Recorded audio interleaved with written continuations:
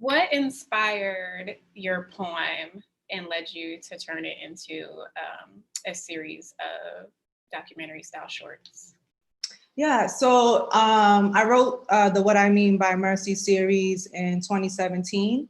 I've always been a writer, a poet, and used writing in general to help me think, to understand things and concepts. So I wrote it to help me understand what I mean by mercy. I launched an arts incubator around the same time called Mother Mercy. I hired folks to help me do a business plan, a vision plan. But in all that process, I realized that I really wasn't sure what I meant by mercy, and therefore wasn't always able to articulate it in a refined way to others. So I started writing poetry, and I started musing with conversations with self, conversations with lovers, conversations with the general notion of the white gaze at large. And through those conversations and exploring the concept of mercy, these 3 poems came out as an opportunity not only to understand mercy, but as an opportunity to build a collaborative team to bring the work to life. And then thus fully launch my arts incubator, not only understanding this word and this concept, but with the team of creatives that I knew how to work with, and that could help me, for lack of better words, brand what I was doing in the community. In like one sentence, what would you say mercy means to you? Ooh, one sentence. Mercy is the ability to move through space and time for yourself and for others. That's beautiful. When you decided to make the poem into a visual, what was the process like between you and Amin? Well, Amin, thank you for raising up his name. Amin has been my partner in crime in a lot of my early arts endeavors. Before the What I Mean by Mercy series, Amin directed a poem, our first short film called Damp Places. So the process was at first an explosion of excitement. Me feeling so proud that I was able to inspire my friend, my comrade, yet again, into directing and visualizing a project. And then also figuring out the nitty gritty of what it meant to like let go of the poem and to fully allow him to make his vision come to life. And not only give him space to let his vision come to life, but actually support that vision as the producer of the project. So of course we learned a lot about each other, and we did a lot of prep work. We went to film festivals together. As friends, we've always gone and seen discussions and explored concepts. So our friendship gave us a good foundation, a good cushion, but we actually started studying work together so that we could do this series in a sophisticated way. With the actual process, or leaning towards attempting a process. Him and I have different perspectives on what process means. So it was great. It was an explosion of excitement. It got rough and tough, but we still collaborate. We're still homies. It was a gift to have him on the project, to have someone literally see my words and thus allow me to see my words in a different way.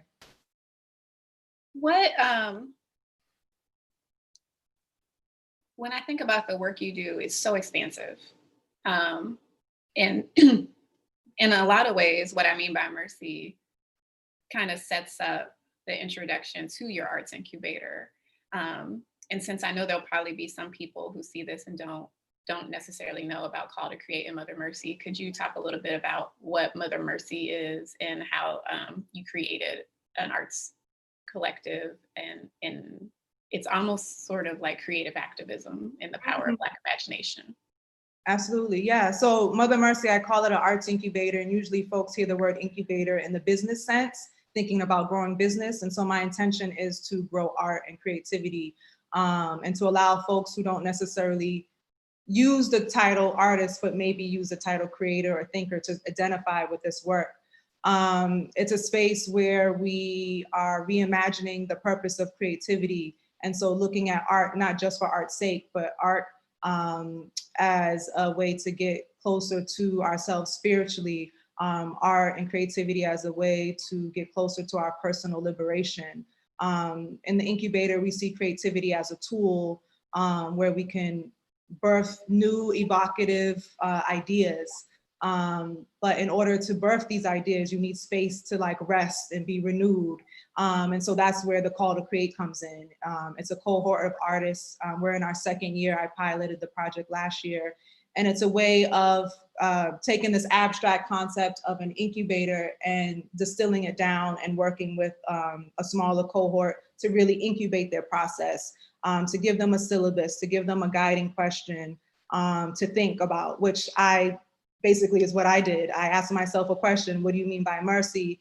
And created some poems and then some visuals with it. And so essentially that's what I'm asking the call to create to do. This year, our question is, what are you willing to do? Which can be a very open-ended question depending on how you approach it. And with this question, this cohort is using a range of mediums. We have photographers, writers, graphic designers. They're using their mediums to answer this question for themselves and for their community as a way to not only experience some self-realization, but to start a conversation, to have that creative cultural activism that you're talking about. They have a launch point to have these kind of tough conversations that they may not be able to have in another space. So yeah, basically I'm asking them to do what I did. Yeah, and what you did is so special because it's, you know, in less than 10 minutes, I feel like you really, Casey Gerald writes this amazing essay kind of about, excuse me, the power of Black imagination and Black. I'll take a sip too, let's hydrate. When I look at your work, and not just the, I mean, the poems themselves are profound and powerful. The visuals are amazing, especially the Abehi in part 2. But can you talk a little bit about Black imagination as both a tool of escape and grounding and activism? Black imagination as a tool of escape and grounding and activism. If I can answer in a circle, I remember, so Nikki Giovanni has this book called Racism 101. It's not a book of poetry, it's prose. And in one part, she's an avid fan of Star Trek. And I happen to be too, not by choice, but I was into being a Trekkie by my family. But anyway, she talks about how in Star Trek, in the original Star Trek, it's a Black woman's voice that you hear that goes out into space. That is the voice that the Starship Enterprise is using to communicate with all these different life forms. And she riffs on like how fitting and promising that is. And rooted it back to like the Middle Passage and how Black folks were enslaved or basically had no idea of where they're going. They're in this darkness and coming into this new world and having to like reimagine this whole new experience. And so I think that just our reality as Black folks, not just those who consider themselves Black Americans, but Black folks over the diaspora, who have experienced subjugation and oppression, oftentimes don't get the luxury of knowing what tomorrow is going to be. And that's not just that's financially based, culturally based, in all the ways, just not being able to imagine what tomorrow is going to be. So it's kind of, I said in another talk before how it's kind of like the idea of escapism or fugitivity is almost intrinsically connected to Blackness and to Black people. And so I think we are just a creative people off jump, not just in terms of style and music, which those things are super important, but just creative in terms of how we decide to live and survive and move beyond survival for our families, for ourselves, for those to come. It's the imagination of our ancestors, right? That got us here. And there's that quote that is going around, "I'm my ancestors' wildest dream." And yeah, I just think that we are proficient, if you will, more than proficient, in creativity and imagination. So I think I started in a circle and I kept going, so I'm not sure if I got to the exact answer. But essentially, I just think our very existence is where that radicalness exists. Yeah, I've been very throughout this next chapter of the revolution, while also on dealing with the pandemic of coronavirus, I've been thinking a great deal about the power of Black imagination and the ways in which we're allowed to explore and even give ourselves permission to explore, dream, and think and create. And it's one of the reasons why your poems made into films meant so much, because I think it's important for us to have the many nuances of creativity and art. And art is one of the most powerful forms of activism that we don't talk enough about. So that's why I asked the question about Black imagination. There's so many beautiful lines in the poem, but there's this one, and you do this a lot with elevating and amplifying, I think, Black womanhood. It's really powerful. Just in how you live, actually, is just a pretty sisterly, powerful, and I don't mean to gender, but it is very a powerful thing. And you say this one line, "My mother was a witch, what woman isn't one?" Can you unpack that for us a little bit? Yeah. I think there's so, especially in this day and age where we are, it's not taboo to embrace our witchcraft and our witchery. So I think there's a lot of folks who are having conversations around witchery, witchcraft, and in the spirit world. For me, before it was safe to even talk about it, I was taught to kind of identify when nuances in the spirit world were happening, and who actually had access to those nuances. And so for that line, I literally am talking about my mother. And it's interesting, who happened to be white, and birth a Black woman. And so I'm talking about her, and through her and through the ways that she taught me to be a good sister, if you will, I was able to see and recognize the beauty of women through her, and our witchiness and our access to not only the spirit world, but just to our inner worlds, her helping me pay attention to intuition, to my feelings. And so I wonder what woman does not, and I know that it's important to, as a writer, as a poet, as you know yourself, words are powerful. And so the word woman can mean so many different things. And so I don't mean to be, I want to be inclusive in that notion of woman, and actually just want to bring it back to my mother. Like I love that you see it as an expression of sisterhood. But for me, it was actually just really connecting myself to my mother and all the things that she taught me as a spiritual person. Absolutely. And I understand that as well. For those of you who don't know, I don't know how many people on this call that know Janet or know me, but both of our mothers are white women, and we miss them both plentifully. So we're lighting candles for our mothers today. Yeah. All of the parts are so special, part 1, 2, and 3. But part 2, for me as a viewer, there's such powerful imagery around the Abbey and the coupling of you and the other sister together. What was that intentional? What was the inspiration behind making sure the two of you were together in your movements and in the shadowing of one of another? There's such a strong symbolism in that, like the coupling. Yeah. So part 2 was co-directed between myself and Amin, and Denora Walcott is the other woman who also is a Boston native, but currently doing her thing in LA.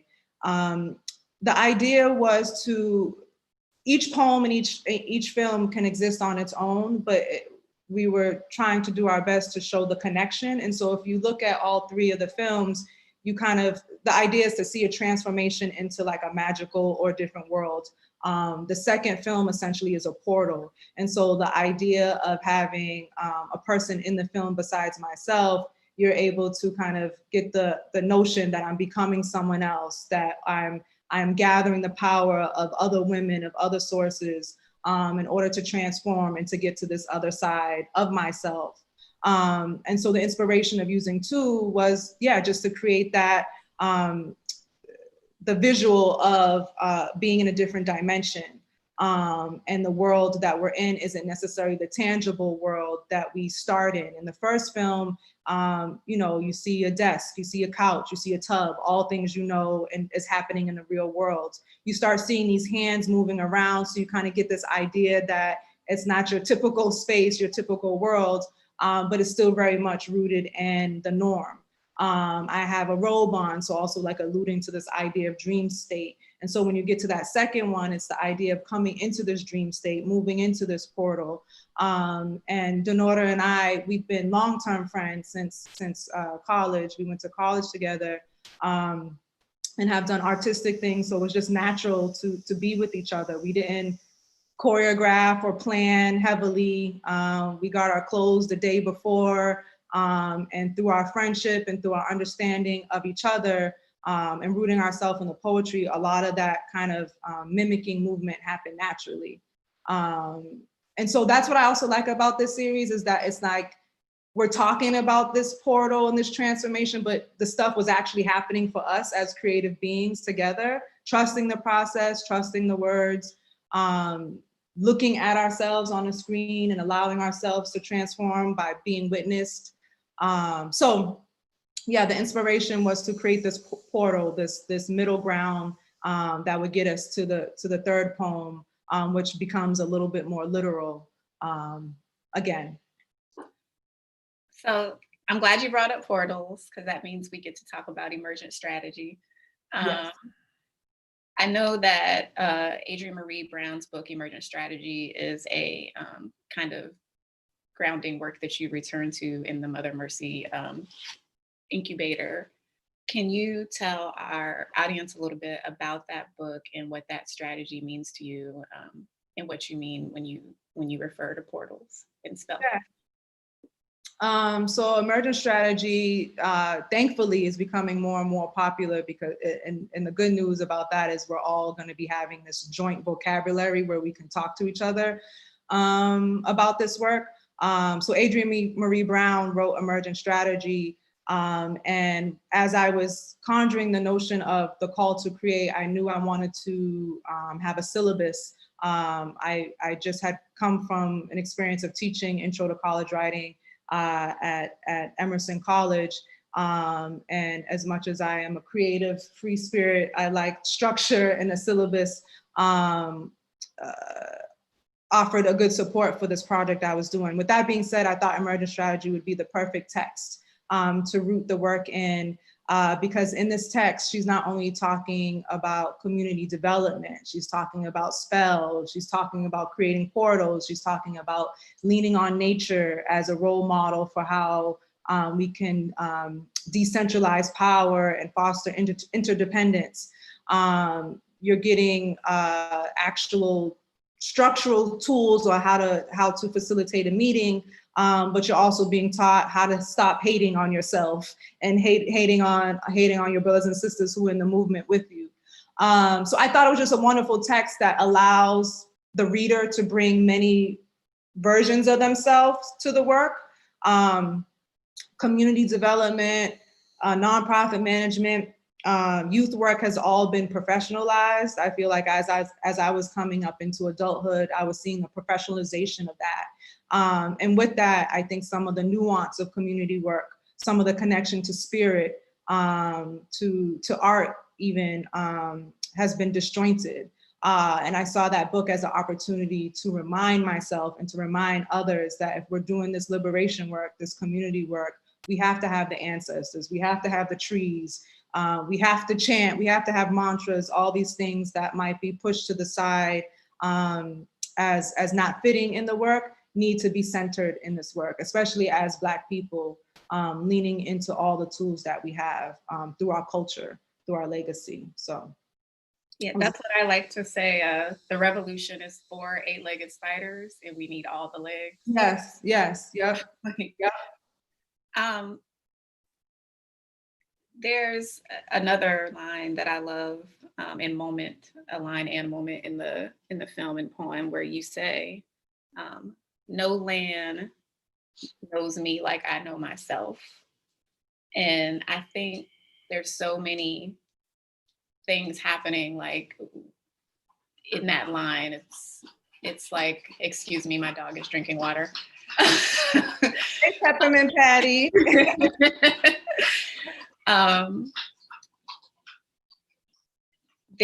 That can apply to women and them, and anyone who is not cisgender white male. That could apply to Black people and Indigenous people. That statement, like, no land knows me like myself, like I know myself, is just such a powerful, I'm gonna call it a chant that we should just say to ourselves every day. Yeah. Can you talk about why that, for you, that line was so essential to write?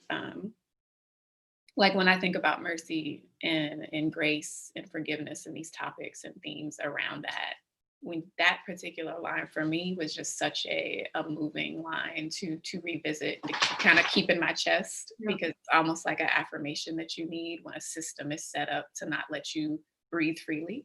Yes. So what was it that led you to that line, and just even how it was displayed on screen was just very beautiful. Yeah, thank you for that. I actually have a little piece of paper on my vanity that says no land knows me like I know me. So I often look at it as a grounding phrase, a chant. So I'm glad that you're able to do the same.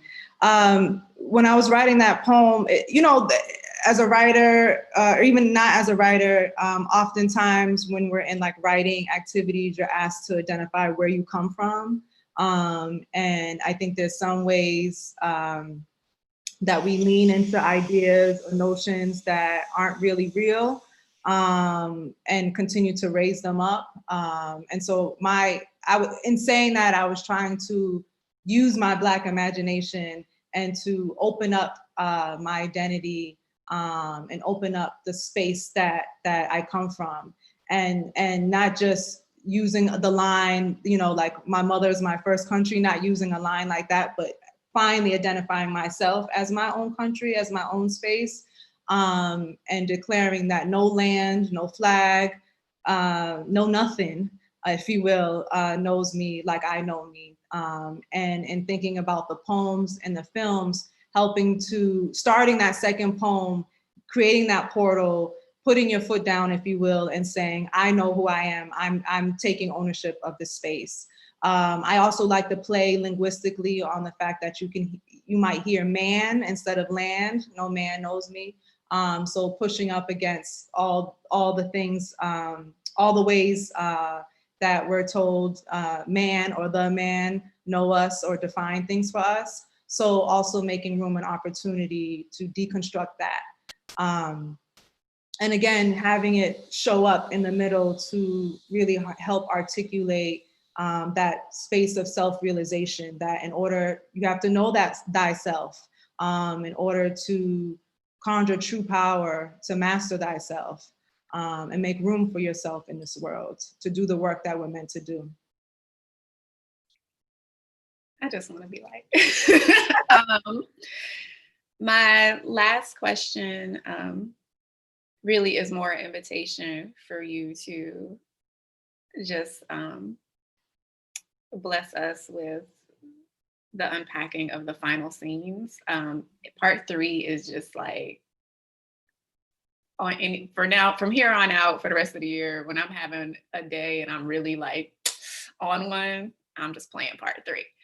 Um, can you can you talk about the decision to be in the kitchen and talk about death and and um, and also the disinterest and forgiveness? It's just so, the very last scene of you like taking the bite and like the mutual death, just let's get into that. Okay, thank you.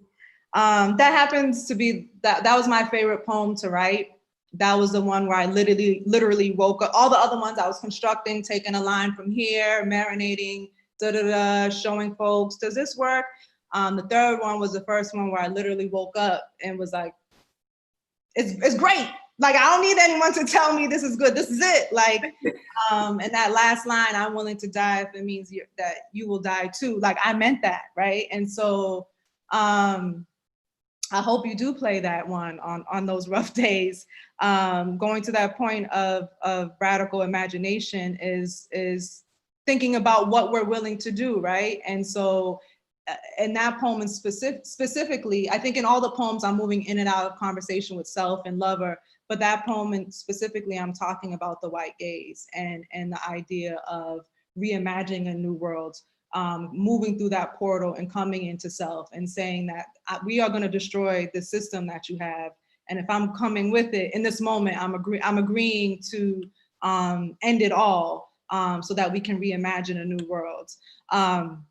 How that shows up literally day to day is the nuance of the day. But linguistically, I meant that. And so coming into the kitchen, you know, the kitchen is the place where we gather, right? Around the kitchen table is where business is done, right? And both where we're gathered to love each other and hold each other, but also make some serious decisions. And so it made sense to place it in the kitchen. It made sense to think about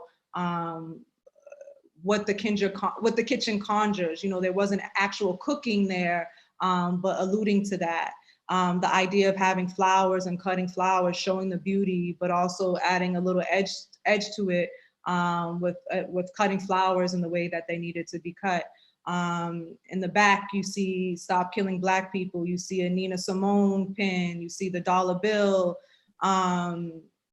you see a lot trying to kind of bridge bridge this world of destruction with the world of like beauty and seeing yourself in this new world. So I felt like I needed to write that third poem or have that third poem in this piece as like the final, not the final cap, but as like the last step of entering or moving through that portal. And I think the kitchen and the kitchen table is often a portal for many of us, regardless of what you're discussing. It's where it was beautiful. It was like stepping out of the kitchen was like, and when I take this last bite, I'm stepping out of the white gaze. It's just like, yeah. It takes you to Toni Morrison and her very strong stance on that. And yeah. We have had such a rich and wonderful, but too short conversation today. Yes. So I want to thank everyone for coming today, and we will be sending out an email with a recording of this to everyone who RSVP'd, as well as links to Jeanette's website so you can learn more about the incubator, and also links to some of the books we talked about in this conversation. And my lasting thought before I turn it over to Jeanette is just really Jeanette's question to the incubator this year. You know, what are you all willing to do? Yes. Indeed.